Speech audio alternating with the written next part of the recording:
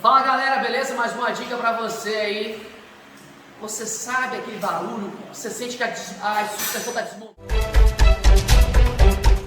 Pois é, muitas vezes não é amortecedor, não é mola e pode ser uma peça simples do seu carro. É isso aí.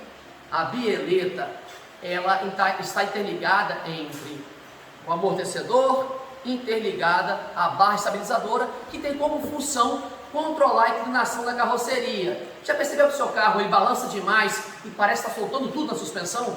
Pois é. Imagina o seu carro com essa folga aqui, ó. Vamos lá, ó. E batendo. Agora, ao vivo, vou abrir uma nova para você ver. É isso aí, aqui é tudo ao vivo. Vou vir aqui. Olha a diferença agora. Ó. É isso aí, pessoal. Isso aqui é uma articulação. Se a articulação ela perde seus movimentos e aumenta a folga, o que vai acontecer? Você vai sobrecarregar essa articulação, consequentemente a suspensão. Pega a dica. Precisou de peça, pessoal? Só procurar os nossos parceiros aí do Everton Peroni.